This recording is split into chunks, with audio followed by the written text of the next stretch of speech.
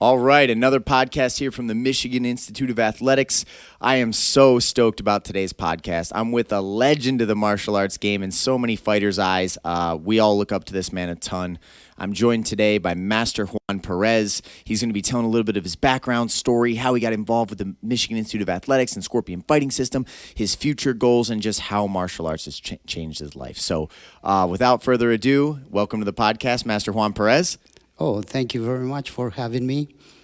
I know you for probably 10 years right now, and yeah, I'm glad to be here. I'm glad to answer to you any questions that you want to ask me. I'm ready. Well, I'm excited. And like I said, I believe a lot of people are going to be super excited for this show. So let's just start with the basics. When did you get into mixed martial arts? You grew up in Mexico City. Tell us a little bit about that background and like what led you to going to the martial arts. That's a very long story where Hey, the longer the better. We don't have a time limit here. You tell us the story in the way that you'd like to present it. Okay, I moved to Mexico City around 1968, and I was just coming from a little town, right? And my mom and dad just signed me up to go to school, second grade. Then from there, I was just like, I had to walk like maybe 10 miles to go to school, and it was a little different than my town, my hometown. And living in Mexico City is tough for the one that comes from a small town. So, and everybody, all the kids know that, like they kind of smell that, you're new there. And I remember this lady, the first day that I was gonna go to school. I was just getting ready and combing my hair, putting my nice shirt. And she said, "You look very handsome, but I think you look to mess up your hair a little bit and be a little bit more mean because you're going to go through the streets and kids they're going to see it that you're not from here." And I said, "What?" So it was truth. I mean, the first day I walked to school, then a lot of kids, I mean, I have a nice backpack and I had nice shoes and my hair, I mean, it wasn't that fixed, but because of the lady, and they look at me and they say, "Hey, I like you backpack." And I said, "Really? Come and take it from me." I never, I mean, my mom always told me that I was just like defending her when she used to go to the market, and what are you looking at her for? Or what? You were just born with that little bit of fire. I was, yeah, just, and I think they said now that it was my dad's fault because he told me because he wasn't in town, so he said, "You take care of your mom, okay? You take care of your mom and don't let anybody happen to your mom." And well, I was just like 5, 6 years old. So, yeah, I grew up with that mentality that you can't let people step all over you. You can't treat you like they have more power than you or they're trying to bully you. I grew up with that. You have to defend yourself. You have to somehow protect yourself because there's nobody there that's going to protect you, especially in Mexico City. So I got through that maybe 2 or 3 years fighting every other week, right? Two fights during the week sometimes. But my mom and dad, they always tell me, "Hey, what's going on with you? Why do you get into a fight?" And I said, "They're trying to take my stuff. I can't let them." Then we moved from that city to a different city, and it was just smaller, and the school was just like 3 blocks from there. Then I grew up going back and forth to the other city because my dad had business there. So I went through a lot driving just riding the bus from that town to that city to the new city. And I had to, because my dad had owned little business, I had to carry money. And people tried to jump me and take my money. And I was with my little brother. And it just, being there, you learn the tricks to that life. You train. You know how to hide money. You know how to treat them. They come and tell you, hey, I need your money. And I said, what money? So they tell you, if you don't give us that money, your money, we're going to register, check you, and take everything you got. And then I said, okay. So I give them, my mom and dad always tell me, you save a little bit here, a little bit with this side, a little bit of the backpack, then the rest you hide it. I said, okay. So, yeah. So I grew up with that mentality that I said, one day I'm going to learn how to fight. Well, I knew how to fight, but sometimes you have to recognize, right? You have to identify the situation. You have to, know when you really have no chance. They're going to beat you up, and they're going to beat you up good. And, okay, here's my money. Take it. And sometimes they say, no, I know that you have more. And I said, man, okay. So I give them the other pocket. So that's it. Okay, thanks. Go home. So, you from a really early age, you embraced that mentality of like, take care of my mother, be the protector of my little brother, like step up to challenges in front of me. And you grew up with a very different lifestyle than most people in America experience here, because you're talking about fighting like it was such a normal thing. Like there's adults in America that have never been in a fight in their entire life. And you had sometimes multiple fights in a week just trying to go from point A to point B. And you have people challenging you for your shoes or your shirt or just because you look different. So, you grew up fighting. You were a street fighter before you were a martial artist. You would say that. Correct. So then what led you to martial arts for the first time? Had you already been fighting so much that you were already kind of a martial artist, but not in traditional sense, like you went to a school and you learned things like that? And then what was your first experience in an actual organized school? Was that in Mexico? Was that in the United States? Talk a little bit about how did you first get into a traditional training facility? So from there, right, I was living in that. I moved from middle school. No, I finished elementary school, moved to high school. Then I knew how to fight really, really good. And I had a punching bag at home and practice my punches and kicks. And, So you were already regularly training. You're doing like Bruce Lee style on your own. You were training. You're hitting the bag. You're working out. You're probably trying to make sure you're in shape because you knew that fighting was such a common thing in your life. You were already training regularly. Kind of, yeah, like that. But I didn't even knew about Bruce Lee then, because when I was 13, I had to finish my homework one day. And sometimes you're in class, you have biology, chemistry, math. So I have to catch up with my homework. So I stayed in my classroom. I was just working on my homework. I was eating my sandwich there. This guy took my sandwich from my desk. This is how all started. This is when I started really, really training kung fu, martial arts, for real. Because, so I was there, and I told him, hey, you better eat all that sandwich, otherwise I'm going to shovel it to you. I was, 13 years old, right? And you think they're invincible, you think that you're tough, you're unbreakable, and you know everything. And he do you know what he did? He just grabbed a bite of it, and he said, I don't like your stinky sandwich. And I jumped up. I kicked him with my right leg. He grabbed my right leg. I jumped with my left leg, kicked him right in the face. Then, lucky for me, Esteban was behind me. Lucky because that's how I got introduced to martial arts. Esteban looked at me and he went like, what was that?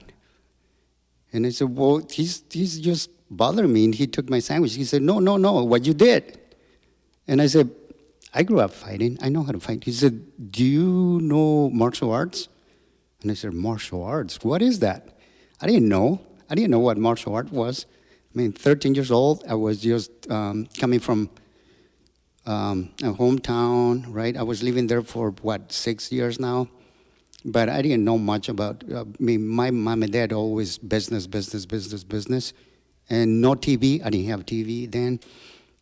Um, Just ra- for a frame of reference, was this like late '60s, early '70s? What timeline was this? it was like 1973, I Okay, think, 30. early '70s, right after the Muhammad Ali era and everything. But you Yep. hadn't seen these people yet. No, no. Then from there, yeah, I didn't have a TV, so hey, I didn't see any. I didn't even know that some of my friends knew about Elvis Presley, about Bruce Lee, Muhammad Ali, and all those, the Beatles, the Bee Gees, and I didn't know anything of this stuff. So this guy, Esteban, told me, hey, they're exhibiting this movie. Have you ever heard about Bruce Lee? And I said, Bruce Lee? Who's that guy? He said, oh, you need to see this movie. You need to see it with me. So Friday night, he says, let's go to the movies. So I said, sure, yeah, let's go to the movies. So we went to the movies. Man, I saw this Bruce Lee, the first movie. I think is the Big Boss, the first one. Yeah. Wow. Yep. And then from there, it was just like maybe 12 miles, 15 miles from the theater to this park. So we ran from from the movie theater to the park, and we started working out. Then Esteban took his shirt off, and I was like, what the? Wow, how come you got, he had just like Bruce Lee body. Very, very, trim. And he said, well, I've been watching his movies. Martial arts. I'm in martial arts. My mom and dad, they're doctors. And I said, oh, okay, that explains it. And I say, how do you get like that? He said, well, don't worry, I trained you. I know, I saw you, and you can do it. And so we start doing pull-ups, doing push-ups, crunches, leg ups. Then he trained me taught me some moves, taekwondo, kung fu moves, and kicking, and then from there I just practiced, and that's how everything started for me. Just from there I wanted to go and get a school, find a school. I joined a karate school, right? Karate Do, Nice Tinasi, I think that was the name of that. And yeah, I started fighting, and right there it wasn't no protection then. It was just growing up, and that's it. Go there and beat each other. Yeah. So yeah, that's how everything started. When I was maybe almost 14 when I started. Man, that is an incredible story. And actually, I can see a lot of reflections of that in the way that you run like conditioning classes and stuff. Because I've seen you train, professional fighters in here, and yet you'll train anybody for physical fitness goals and things like that. You train all ages, all levels. I've watched pro fighters that can't keep up, but you do a lot of those old school like body weight exercises, really things that almost anybody could do, but in a challenging way. And that probably goes back to your roots where you had learned effective processes without needing like this wide variety of equipment and things like that. You know what I mean? Correct. So let's fast forward a little bit. So you were a fighter all growing up. You were a defender in your family. You met that Steven. And, you guys started training together. Now, at what age did you come to America? And were you continuously training throughout this period? Or then if you weren't, what got you back into training here in America? Because I want to talk a little bit about when you were a competitor, what martial arts were like at the time. Like, was the UFC on the map? We'll go into all that stuff. But, when did you come to America? And then did you continue training, or were there any gaps? Well, before that, I moved back. Before I finished high school, I moved back to my hometown, and there was another karate school where I compete over there. I became blue belt in karate. Then I trained probably like 3 years with Maestro Bernardo. That's his name. And I compete. We went to compete in Mexico City. I was just like, everybody told me that I just had the fire on me. It's just, I remember one time that I went to a tournament, and this guy, being a brown belt in Mexico in martial art, and Mexico is a big thing. Black belt is just like you mastered the art. But brown belt is just like right there, close to a black belt. But you really should be really, really good. And this brown belt beat everyone in my team. Then my my master told me, it's only you, Juan, only you. But it was karate, so it's points, right? And somehow I just come up with an idea, and I said, he doesn't jump at all. He doesn't do anything. So what I'm going to do is he just came straight like a karate straight punch, right, straight back fist. What I did is, when he did his straight fist, front fist, right, I just jump, grab his back fist, push him down, and back fist him in the face. But it was something like in the movies, right? I just, boom, and it was awesome. And my master was like, yes, everybody. I mean, he beat everyone in my team, and it was just like the last resort, right? And it was awesome that day. That's why I had to mention it. This because of course. It was something amazing. That guy, I used to go to school and pass by his building, and every time I passed by his building, he pulled a knife on me. I know. What? Yeah. Wow, so he took that loss pretty hard. He was not happy about the fact that this guy, but really at the end of the day, even though you were at only a certain belt rank, you had been a fighter your whole life. I mean, you had grown up in real situations, no scripting, no choreography, no rules, someone trying to physically harm you, and you found solutions for that and how to attack back. So you probably had a ton of natural instincts and reflex abilities that only really come from that true chaotic experience of a natural fight. Correct. Yeah. So that's why I mentioned that. Then from there, I just moved to Tamaulipas, and I don't remember, but I was in college then. I was, 19 years old. From there, I was crossing the border by Brownsville, and I was playing a lot of soccer then. I was athletic, so I always did. I ran like 4 miles before my soccer game. And they always tell me, "You're crazy. What do you run?" And I tell them, "That's my warm up." I think I follow Bruce Lee the way he was, a little bit cocky, a little bit. That's how I was. Sometimes I was a little bit too cocky in my workouts, and ran for 3 miles before the soccer game. I mean, everybody tells me, and all my friends tells me that I was a good soccer player, and I went and tried to play in the professional team, but they told me, come back when you grow up a couple more inches. You're too short. I mean, I was short, right? But I always just keep trying, working out, and then when I was in the university, I play against good teams, second division teams, and over in University of Tamaulipas. Yeah. And from there, I crossed the border back and forth to work over there. And then I decided to move to the United States. I got my passport, and I flew to Chicago. I didn't have anybody in Chicago, but I just... What made you pick Chicago? So you just had this dream of what the United States was going to be. What made you pick Chicago? And...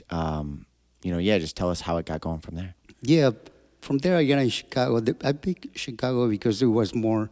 They told me that my brother had friends there, and I thought they were gonna.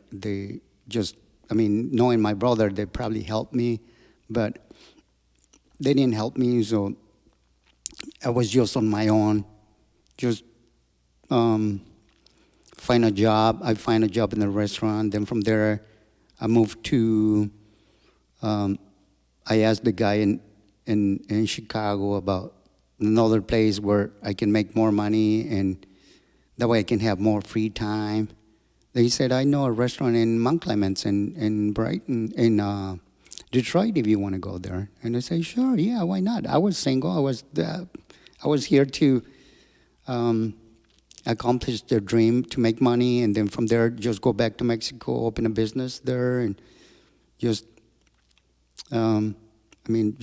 Yeah, Make so it. your original goal when you came to the United States was get some money going, become successful, and then go back to Mexico and then become like a leader, community person, start your own business and maybe try to change the area a little bit. Was that your initial goal when you came to America? Yeah, that's always been my initial goal to help a little bit more my community there in Mexico because, I mean, coming from a mom and a dad that was an alcoholic, abusive, very abusive dad, and my mom was just getting beat every other day, and it was tough. So I wanted to um, tell the community there that there's another ways to succeed. And I believe it or not, when I was there playing soccer, training taekwondo, I had a lot of enemies, but I also have a lot of friends in my city, in Cimatlan, in Oaxaca, right? And the reason is that I have uh, enemies is because I was good in defending myself. I never took anything from, no crap for anybody. I was just like, if somebody just trying to push me around or call me names, or I don't. And I growing up in Mexico City, you just tell them, if you want to go to get in a fight, fight me, sure, why not? And then from there, and that's another thing, that when you grow up in Mexico City, you learn how to fight. They call it a gentleman fight, right? That you tell them, okay, hey, who wants to fight me? And you and me, okay. I beat you up. That's it. We're friends. Nothing. We no hard feelings. You beat me up. No hard feelings. That's good. Nothing. No revenge. No nothing. And it's just like, a gentleman fight, right? It was amazing. That really is kind of incredible. It's like a trial by combat, and Yeah. at the end, you just respect the gentleman that you fought, and you let the cards, land where they may. That's really awesome. No, go ahead. I don't know if I can get this story here, but it's just something that happened to me when. You can say anything on this podcast. I'm the guy. If we can put out anything we want, these are awesome stories to capture, and it shows a different perspective on life. Nowadays things are so if you look at someone in the wrong direction, people can take offense, and there's all the kind of things. You grew up in a different world. You grew up in a different experience of this human life. You know what I mean? Which led you to martial arts. So literally, tell anything that you'd like to. Yeah, when I was in Mexico City before I moved down to Oaxaca, where I'm from. In Mexico City, if you want to date a girl that it doesn't live in you, let's say in you county or in your street, even on your street, you have to go to the next. If you know somebody who goes to the same school, but she lives like a couple blocks down, you have to go there and fight somebody for them to let you to date that girl. So it is like gang territory. Like, no, that girl lives in our area. Yeah. If you want respect from these men, you have to fight. Yeah. Wow. So tell me about that. That's awesome because it's just like in the movies, right? It's just Yeah, people listening to this they can't even comprehend that. Imagine if someone's a couple subdivisions over, there was a girl you wanted to go see, and when you walked into that subdivision, there was a group of guys that they would issue a challenger, and if you were going to take that girl on a date, you had to win that fight. That's an incredible background. Yeah. It really sounds like a movie. So you won the fight, and you got to start dating the girl? So yeah, I just was walking in there, and it was around 7:00. It was already getting dark, and it was. Still remember the names because they became my friends later on. Jesus, like Chipotes, and Gerardo, and Margarito. Yeah. So, and they throw me the best fighter. Later on, I found out. It was a good fight. I defend myself. They stop us. It was just like go at it. You were really going back Yeah. and forth. You're both smashing each other up, and then maybe out of mutual respect, the fight got stopped. Yeah, it did. So, but then by then they told me, hey, anytime you want to come, you can take it anywhere. Hey, you want to hang out with us? Sure, yeah, okay, let's go this. And they became my best friends later on.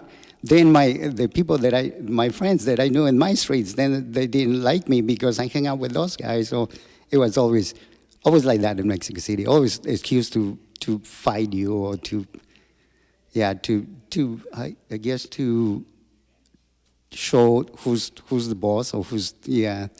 It's just crazy things, but I had to say it because it was. Man, it's awesome. I love capturing these things because, like I said, nowadays you have people that'll, behind a keyboard online, they'll say horrible things about another person, or there's this nonstop battling between people, but like all banter, like these words, that words, and people disrespect each other in this culture.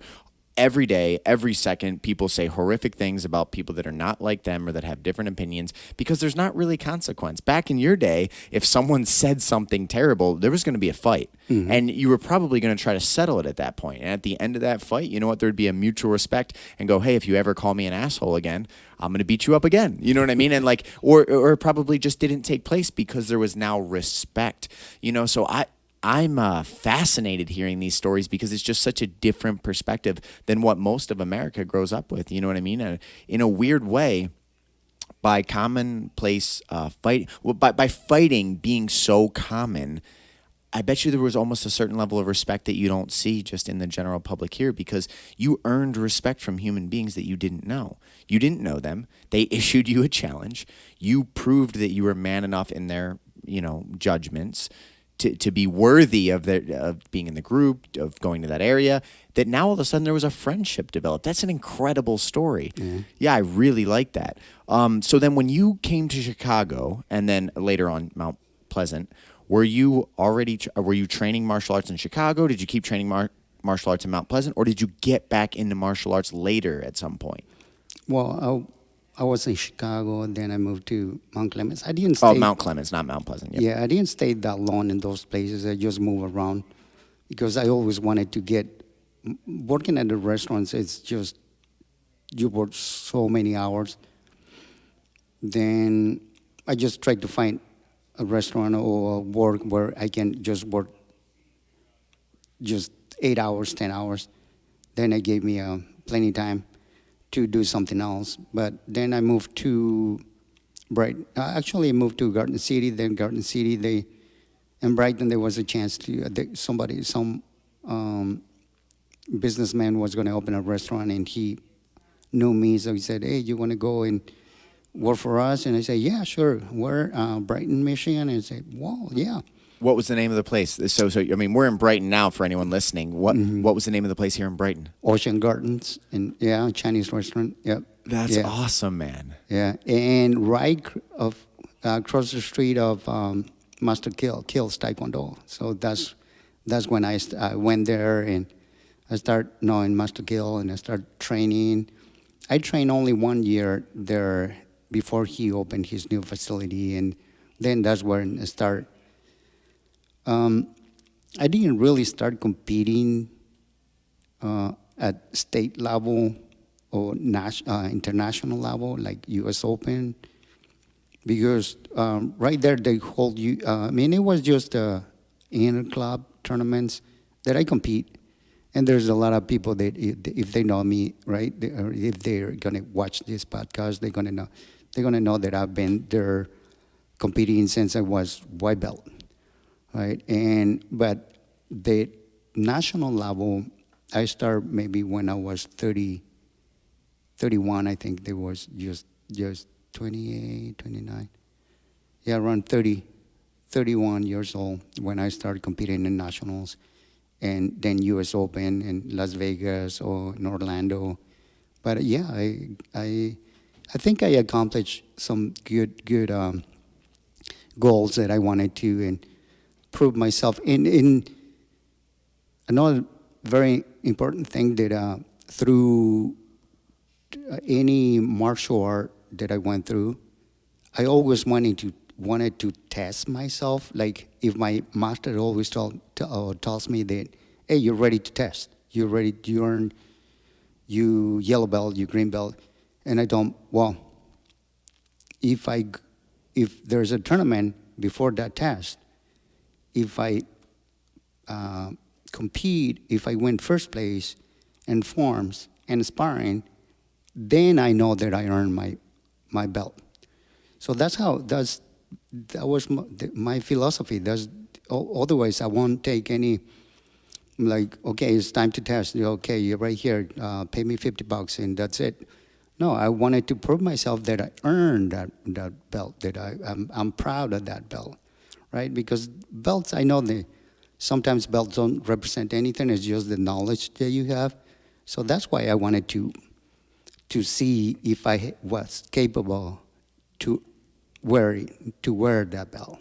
So that's what I did in my days of competing. So talk a little bit about, the evolution that you've seen in martial arts. Because right now, mixed martial arts is blown up. It's $1 billion industry. We have people in this building that are fighting for UFC contracts. We have a girl fighting for a world title coming up. When you were training martial arts back in the day, it was still in the early stage of martial arts really blowing up. I mean, I don't mean, obviously, Muhammad Ali led a generation. There was the Mike Tyson. Boxing was big. Traditional martial arts were big. But there's been a massive change over the last 20, 25 years, right? When you were training, talk a little bit about what the training was like, what the philosophy, what the work ethic was like, and then like the training that you see nowadays. Just talk a little bit about, things that you've noticed in the transition of the sport, when you heard about mixed martial arts or how that's changed it, how you believe traditional martial arts can still play, or lessons from traditional martial arts can still play really good roles in the training of high-level professional athletes. Because as you know, and I can say this on this podcast now, we're about to launch the SFS Elite program, where we really have been working behind the scenes, all the coaches getting together, trying to design like what the most absolute elite program that we could offer to competitors would look like.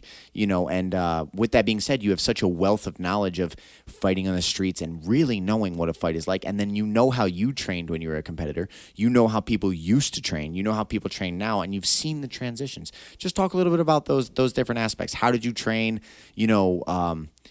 Has the character and people changed? You know what I mean? Because like a lot of older generations say the newer generations lack work ethic. They're not as tough. They're not as gritty.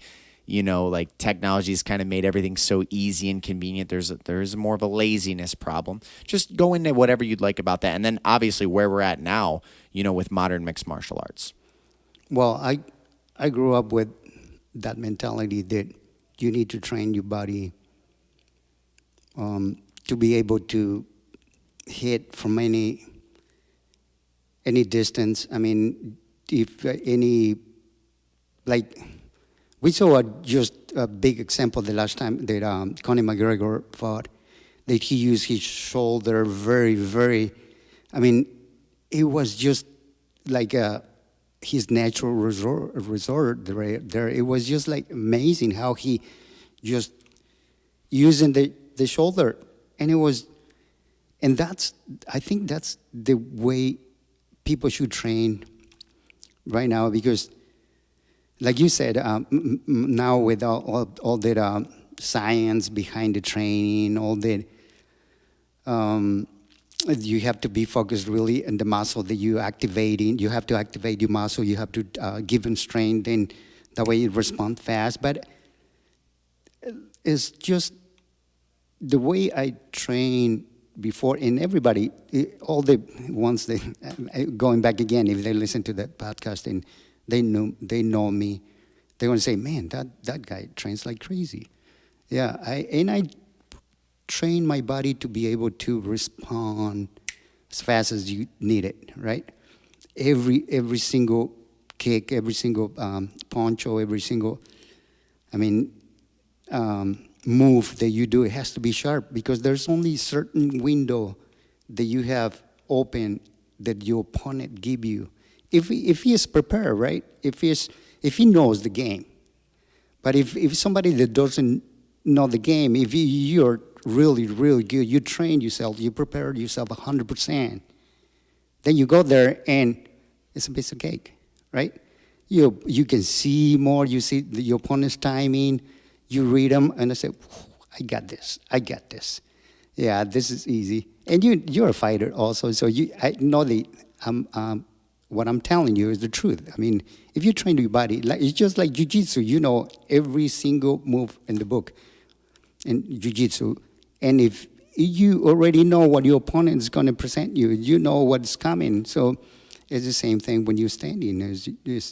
But it all requires a hard training. I think right now, with all the technology, I mean, all the people that are trying, the new way of training, right? They focus more on. I can already see what you're saying. You're basically saying it's getting so scientific, almost like trying to solve a math algorithm, that's not really the only way or the ultimate way, because really, if you look at it scientifically, you're not accepting the fact that fights are chaos. You don't know what's going to happen. So it's never going to be that choreography where you're like, okay, I'm going to respond exactly like this to this. You just have to be prepared to attack in a wide variety of ways and understand the threats that you're under, and like your best weapons to counter those threats if they happen. Correct. Yeah, that's stellar. So let's fast forward to modern times, okay, with the way society's changed, with the way that everything's different. Looking at an athlete today, what do you think it takes to become a world champion? Let's say we're talking about mixed martial arts. How would you train someone nowadays with the way that, like you said, some things have gotten so scientific, there's all these different theories that floating around. You know, we've definitely found through the UFC certain things that are very effective, certain styles of combat. But with that being said, what do you think it takes to become a world champion?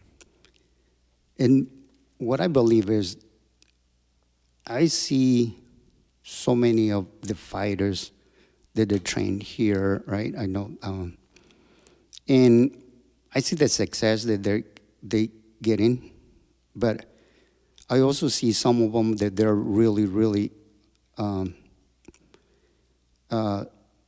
100% in every single training, right? And I see some of them that just don't put.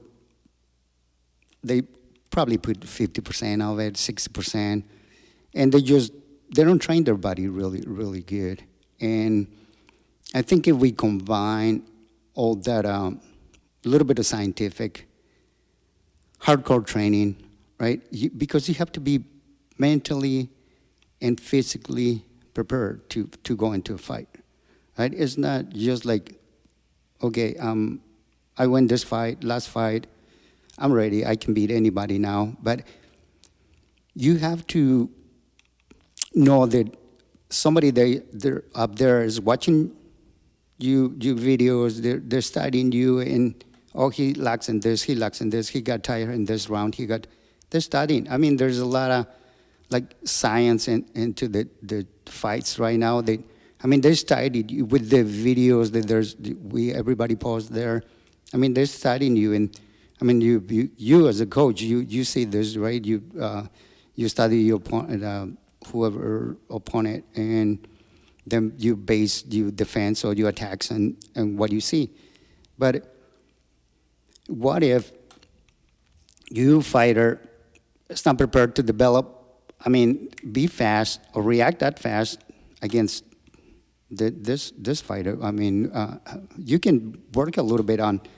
Okay, you need to get this technique here, but then he's not physically to handle all those rounds, and sometimes it's just lack of endurance. I know what you're saying. You're basically saying you should just have a fighter fully prepared for what problems can come at them, and to be ready to react and be fully, trusting and confident in their mind and their body and their skill and their technique, because then they'll be able to solve the problem that's in front of them. They don't need to overthink about, am I doing this? They need to be able to solve the problem that's in front of them in real time. And that comes from hard training. That comes from getting the body right and getting the mind right. Correct. Yeah. No, I agree. And like I said, I think this SFS Elite program is going to be a chance to really create something new, because you got to think all the success that we've produced out of this building, all the success has been with no requirements. Mm-hmm. It's weird when you think about that.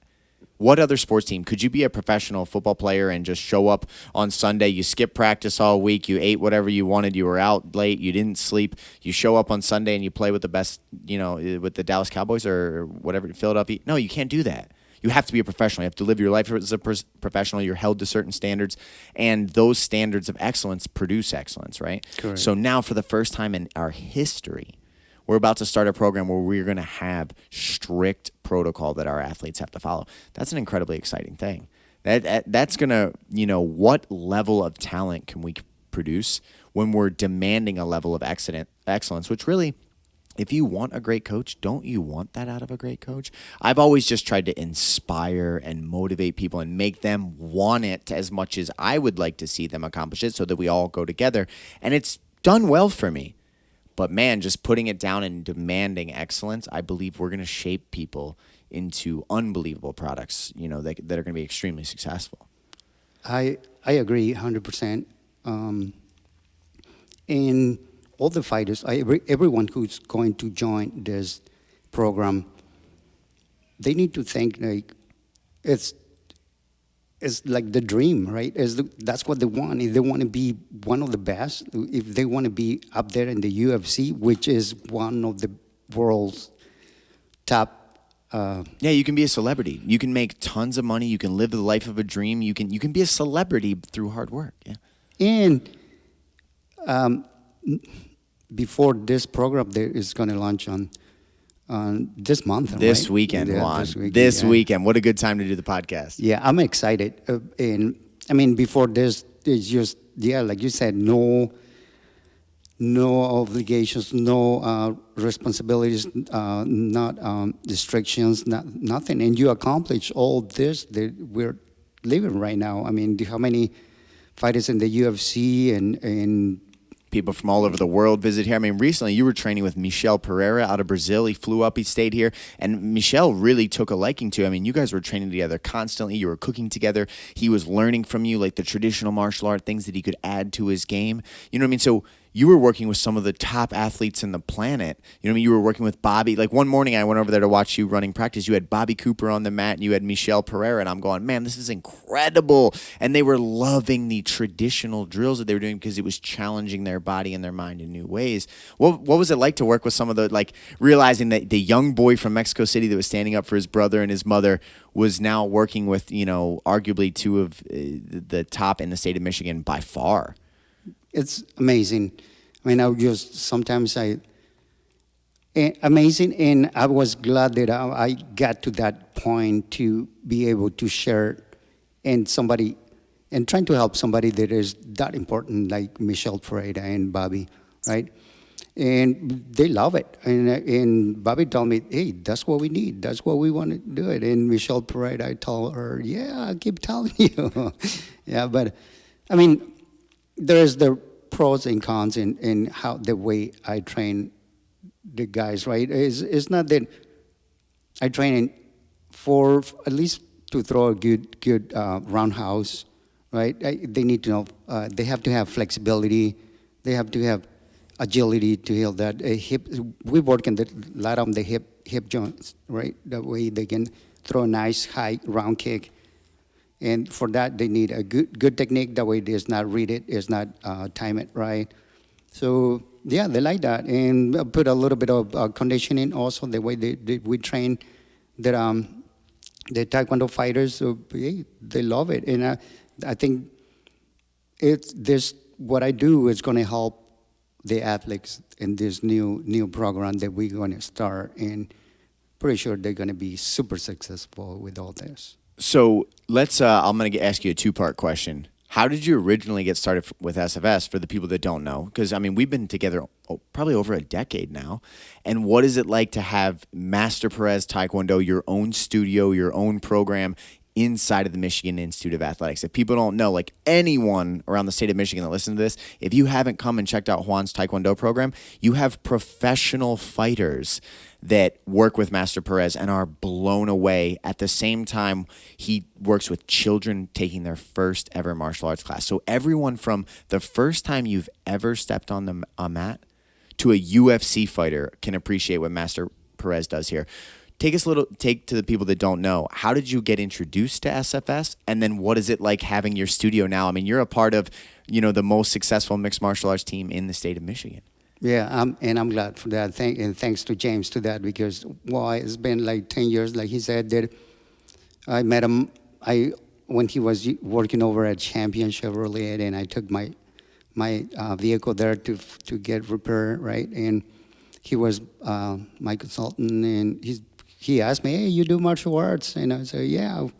He says, "Oh, do you want to learn jiu-jitsu?" And I said, "Sure, yeah, jiu-jitsu, yeah, awesome."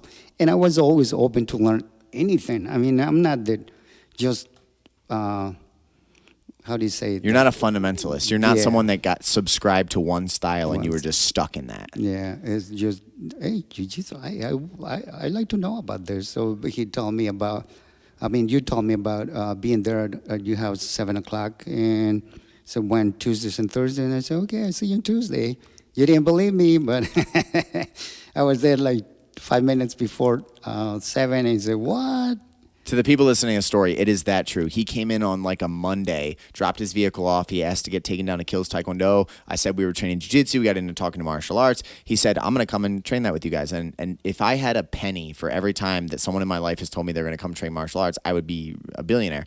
But I was like, okay, absolutely. You're welcome anytime. We'll train with anybody. And he said it just like that. He said, when's the next time you're training? And I said, Tuesday at 7 p.m. And he's like, okay, I'll be there. And I just wrote that off. Like that would be awesome if this gentleman came over and trained with us, but I doubt it. And then I'm not kidding. 6:55, it was, and I'm like, are you kidding me?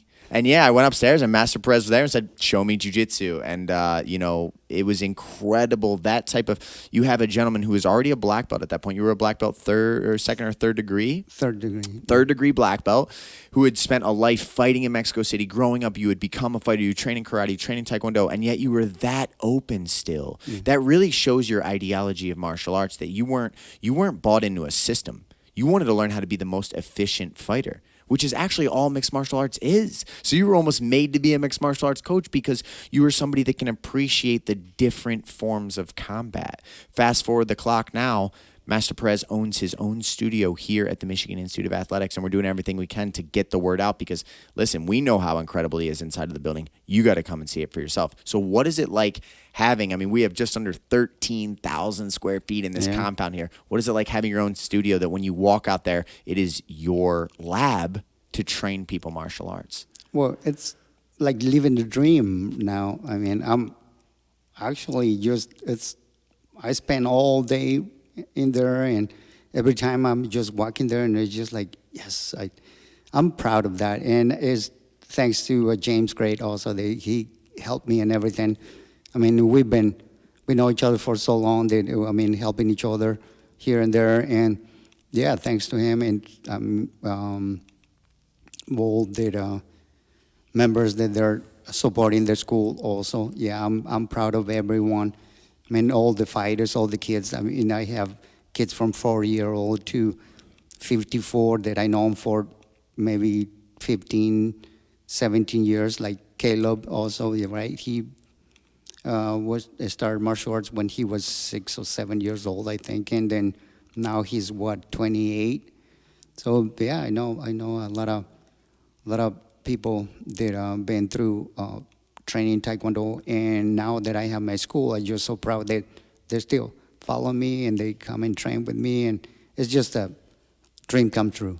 So if you were going to speak to a parent that was considering putting their child in martial arts, because we all preach it. We preach about how important it is to, give the mind good activities when people are young, to turn them into good human beings that can take on this world, because this world presents a lot of challenges. 2020 showed that the world presents an incredible amount of challenges, and like a light switch, the life that you're expecting, the day that you think is coming up can get switched and things can become very difficult.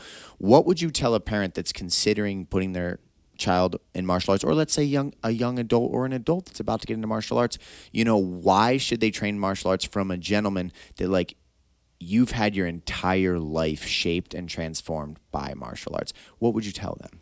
Well, I will say that this 2020 brought so many problems and a lot of eye-openings to all the mom and dads there, and to me also, because now I know that keeping yourself in good health, right? To be able to, and all the lottery that's going on, all the riots that is going on, you have to be able to at least have that condition to run. To be able to hide or to run away, and if you get sick, to be able to have the antivirus.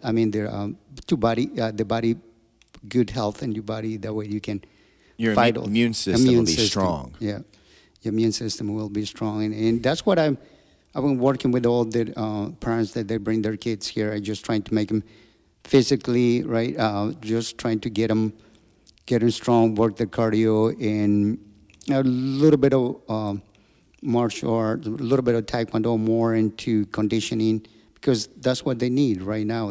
And how to defend themselves because a lot of the parents bring their daughter, right? They're normally everybody. There is a parent, especially me. I have my daughter. I wanted to train to get into martial arts. That way, she can learn how to defend herself. So that's why I try to help all the girls, right, to learn some self-defense, right, to protect themselves, to defend themselves when they're in tough situations. Also, in Taekwondo, you learn respect, right? It's all about respect because we follow that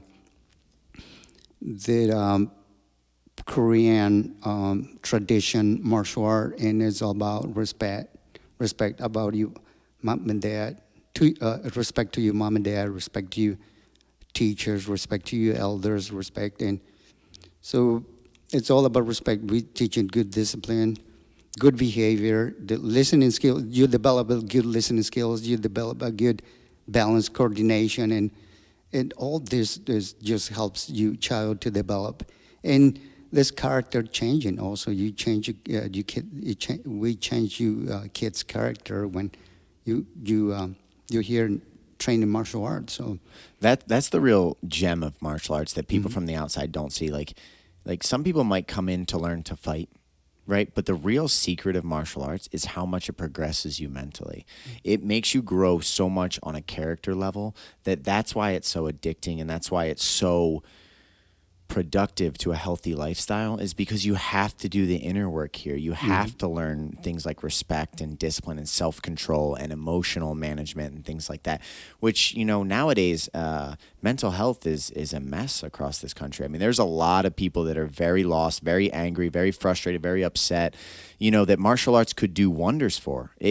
That inner journey of, being frustrated and having to work through that frustration. And your daughter is a testament to that. I mean, she just graduated out of New York. She's going to be a doctor. She's already a doctor. So your daughter is a doctor. She was an incredibly high level Taekwondo practitioner. Everyone that remembers Selena from Taekwondo, she's a very high level Taekwondo practitioner. And parenting, martial arts, and many other factors, and obviously who she is morally deep down as a person, allowed her to achieve these things. You know what I mean? So you saw firsthand how martial arts can shape your daughter in a world that's very dangerous, especially for women. It is a dangerous, rough, tough, ugly world in a lot of ways, and martial arts can kind of give you like a way to navigate through the chaos. correct. So I guess I don't know if you know, we're almost at an hour just because this is it's like I knew I was going to love this conversation, and I'm glad we captured this. And this is going to be the first of many, Juan, because there's so many stories I wanted to go into further, but we'll try to keep these around an hour. So all I would say is just anything else that you'd like to put on the podcast. If people wanted to reach out to you, they listen to this podcast, they want to get involved, they want to get their children training, or maybe they did martial arts when they were younger and they know that like, you know what, with 2020, I could use a good restart. I could use a good, healthy environment. I need to get back to the things that make me feel good as a person. How do they reach out to you? How can they come and see you? Just anything that you'd like to talk about there. Well, the way they can reach me is just through Michigan Institute of Athletics, right? Or call me directly to my phone, 242-4412. Yeah. The easiest way is just stop by. Yeah, or stop by. If they come see you, you can give them a tour of the building. You can show them the place. I believe they get a free week to train with you. So they get a free week. They can train. They can bring their family in, allow their children to get out on the mat, and really just try to express their goals and see if it's a good fit. Yeah, and plus we run a traditional and sport program, which traditional is going to help them with forms, if they like to do forms, if they're more about respect about everything, right? And competition, I'm one of those schools that it can take you from local tournaments to national tournaments to really, I really open your eyes to a new world. I mean, there's a big world Taekwondo there that a lot of people don't know it because they're stuck with some masters that they just keep it in their club, right? And they don't expose their kids to the big world Taekwondo there. And I mean, you're tied into the most successful Taekwondo schools all around. You know everybody. So really, you could take your students to some of the elite teams that are working with Olympians and things like that and really just get them the exposure that they need to be successful if they would like to compete. that's it. Yep. Yeah. Yeah. So, and I want to make sure I cover this too because I didn't talk about it on the podcast. You also do tons of fitness work with people. You run phenomenal, like HIIT style training sessions. You run circuit style training sessions.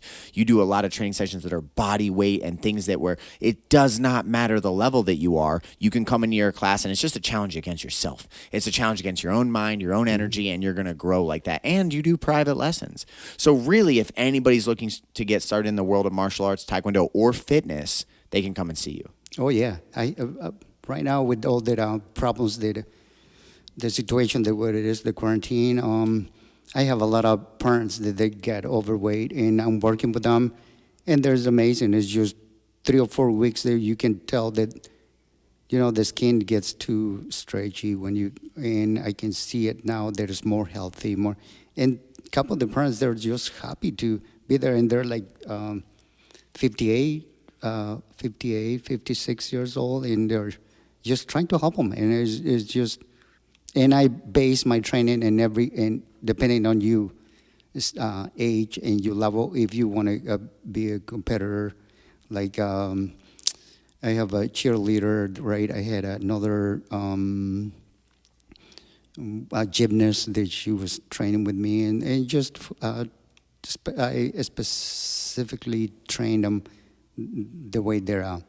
The needs, Yeah, like sport-specific stuff. You're going to learn about what they need to increase. Okay, they need more of this flexibility or things like that, and you specialize in those things. That's one of the things we know you for around here, is you specialize in making the human body more efficient, more flexible, more explosive, better conditioning, better cardio. For the people listening to this, I am not exaggerating at all when I say that Master Perez is almost 60 years old, and he's in better shape than many professional fighters in this building. It's unbelievable the conditioning that this gentleman has, and that comes from years of hard work.